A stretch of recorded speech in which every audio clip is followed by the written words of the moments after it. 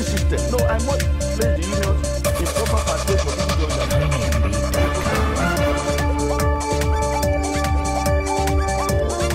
Hello and welcome to the program. Now, Nigeria's Vice President Yemi Osinbajo flagged off the construction of the country's second standard gauge rail line last week. The rail line will link the commercial cities of Lagos and Ibadan in the southwest of the country, two of the largest cities in Nigeria. The rail project, which is partly funded by the Chinese government, will also link the country's busiest seaport in Lagos. That's the Apapa port, conveying cargoes from the port to other parts of the country.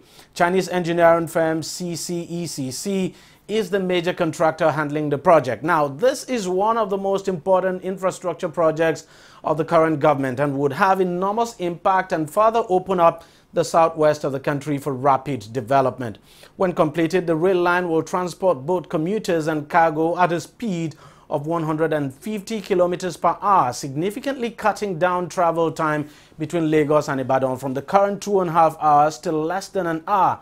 It's also expected to boost economic activities in the southwest of Nigeria and ease the population burden of the country's commercial capital, as well as ease the pressure on the road linking both Ibadan and Lagos. Let's now take a listen to some of the sound bites from the event.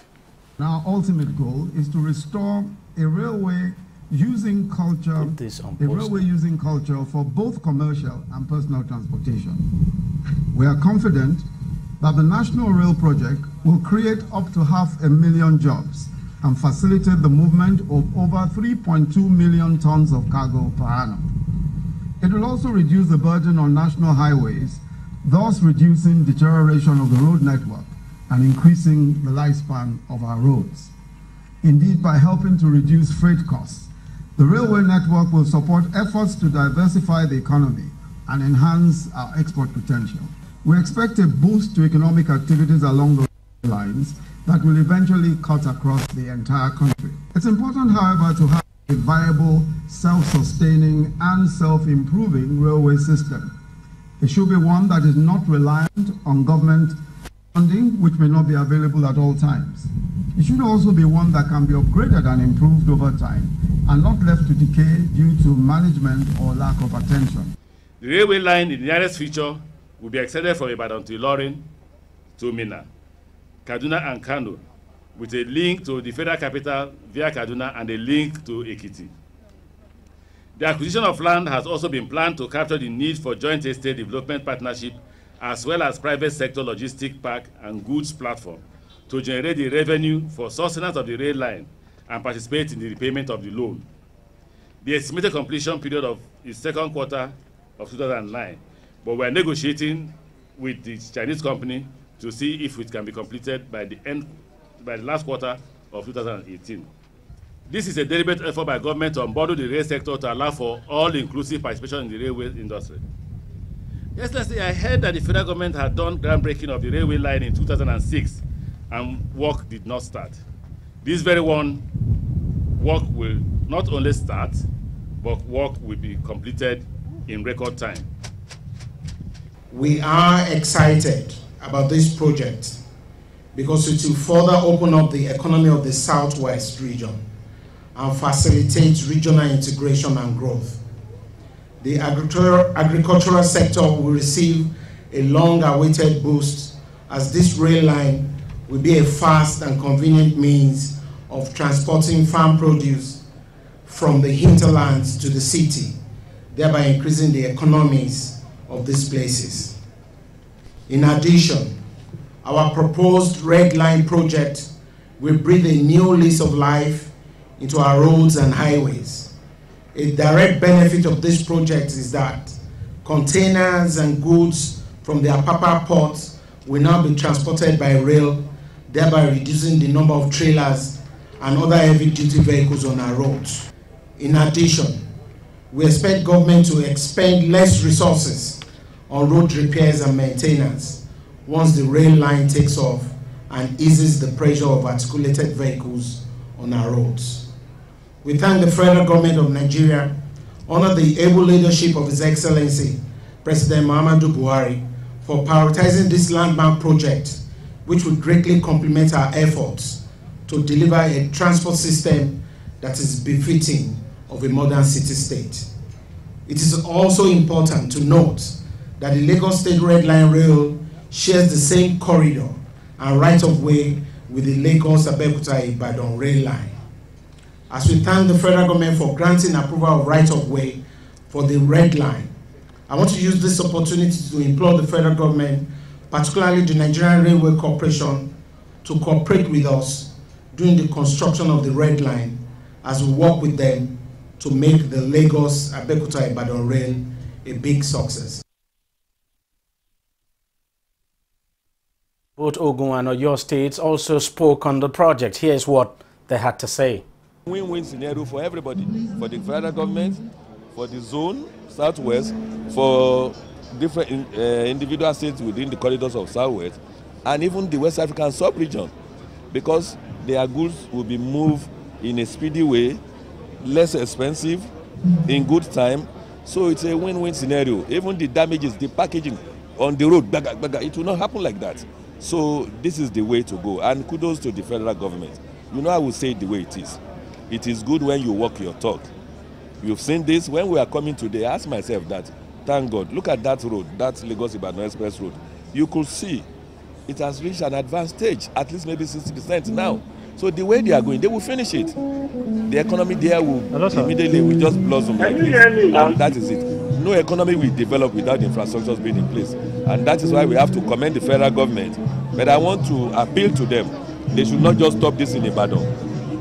Already they've done the Abuja to Kaduna, but they will now connect from Ibadan, maybe to Ilorin, from Ilorin to Abuja, from Kaduna now to Kano. And later they will do the coastal.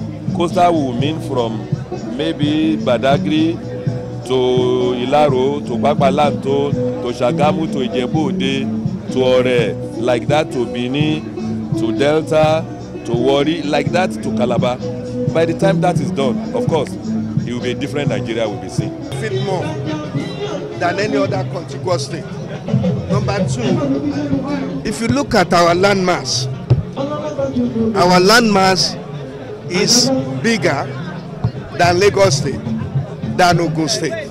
So invariably we have a comparative advantage when it comes to housing, when it comes to agriculture, and when it even comes to culture. So we are saying in all those areas, this new transportation system will have that multiplier effect on Oyo State. So unarguably, we are the #1 beneficiary of this new system. All right, now joining me on the program to still talk more about this standard gauge rail line from Lagos to Ibadan that the federal government has flagged off is Chief Matthew Wakwe, who is the national coordinator of the Nigeria-China Business Council.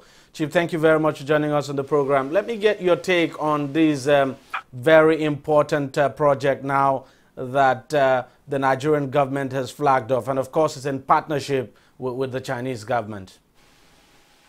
Yes, you can agree with me that that is a right step in the right direction. And every well-meaning Nigeria should be very, very happy with this development. Because to have a standard railway line from Lagos to Ibadan and subsequently across the nation, we go a long way to alleviate the transportation problems we are having in this country. It also go a long way to preserve our roads, to make it easier for people of this country to move, and that will also help to help the economy to grow faster. So I believe that to have a standard railroad in Nigeria is one of the things that we ought to have done so many years ago. But that notwithstanding, it is better to be late than never. So now that the acting president has flagged up this project in line with what other people have done in other countries and what China has also done. I believe that will help to stimulate our rural economy and also help to grow our GDP and then the internal revenue generation in this country. So, as far as I am concerned, I believe that whatever it will take for this to be done, the federal government is capable of doing it, and they are committed to this project. And the Chinese government, I believe, like the agreement is being signed, as we discussed last time we went on a meeting. The Nigerian government has put down the counterpart funds of 72 billion, and the Chinese government has also released the rest of the money, which is about 1.2 billion US dollars, thereabout. So I believe that this will help go a long way to help and alleviate the sufferings of people in this country as far as transportation is concerned. Let me ask you the next question. I mean, we can see that China is heavily involved in infrastructure development, not just in Nigeria, across Africa. But let's take a look at Nigeria.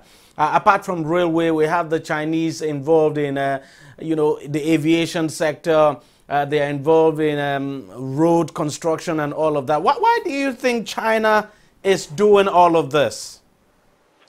Well, I think the world is now a global village that we need one another. Nigeria cannot do it alone. China also have seen that their economy cannot be strong enough or to continue to be strong if they don't involve other countries. So China is doing it in order to show that they want the economy of other countries to grow and also to help their own economy, because, the volume of foreign exchange that comes into your country determines the strength of your currency. So for Chinese currency to be stable, to be acceptable all over the world, they have to, go further or go around the world to make some investments in order to get more returns of some foreign exchange coming back to their country in order to make the RMB be very strong. And how far do you think the Chinese government, is ready to go in terms of investing in Nigeria and Africa? Because, I mean, you look at investment in Africa as a whole, it's not as if Nigeria has the biggest pie anyway. We know that Chinese investment in South Africa is quite higher than what Nigeria is getting at the moment. Yeah, you are right.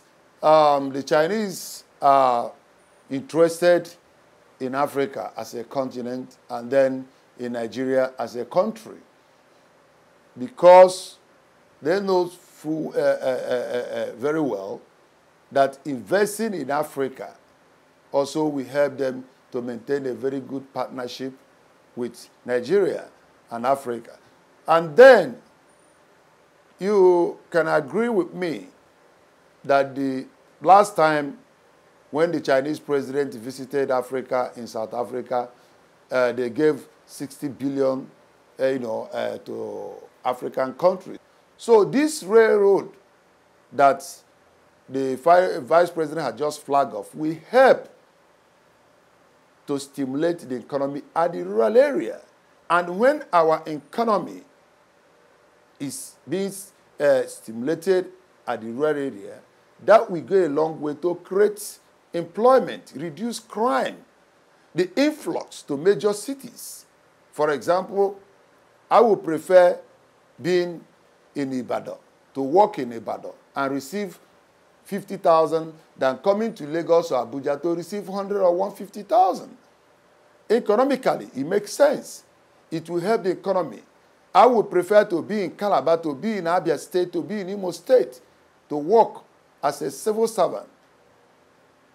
Then, since there is an easy access to that place, the way to move, goods and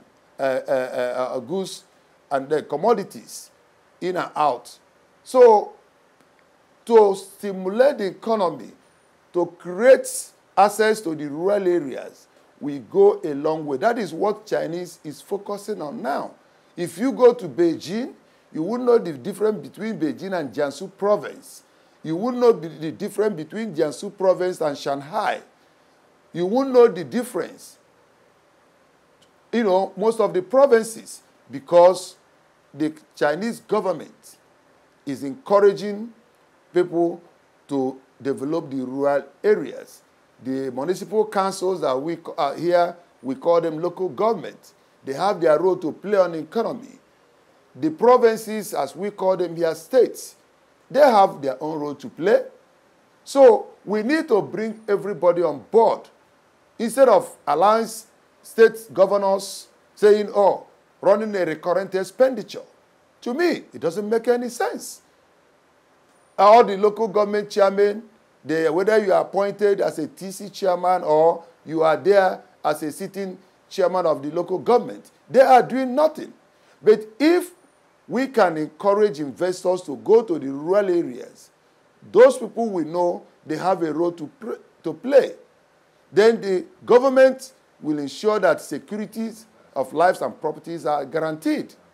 I'm assuring you that the investment will go to rural areas and it will help the economy of this country. Not until we get that culture of developing the rural areas of our economy, states, local governments, they have responsibilities, not sitting down there thinking they will just go to Abuja every month to go and collect allocation and nothing to do, take their security votes and all that and all that. Then we know we are on the right path. How do we do that? Is to emulate other developed nations and see how they have developed their countries, and then we try to follow suit. I believe this is the right thing to do, and that is the right way. So I will support the government, and I will make sure that this council will attract investors as far as we go a long way to go to the rural areas instead of centering our economy in Abuja and Lagos. It has not been helping this country, and it will not help us. We have to, decentralize the economy. All right, Chief Uwakwe, we want to thank you very much for your contributions, and thank you very much for coming on the program. The good news is that we hope that when this standard gauge rail line to Ibadan from Lagos is fully operational, of course, it will help to develop the economy of the rural areas. But thank you very much for coming on the program. And that was Chief Matthew Uwakwe, the National Coordinator of the Nigeria-China Business Council. We'll take a short break and we'll be right back. Every day, every hour, and every minute, news break in Nigeria. Things happen so fast, it's most times difficult to track and comprehend them. But that's what we do right here on DEJI360. 2015, would you want to come back again? It's like asking Jesus Christ if he knew he was going to die, will you want to come back as the savior of the world again? We do not just help you track the stories, we break them down, explore all the angles, analyze the issues so that you can fully comprehend the stories and use them to make the right decisions.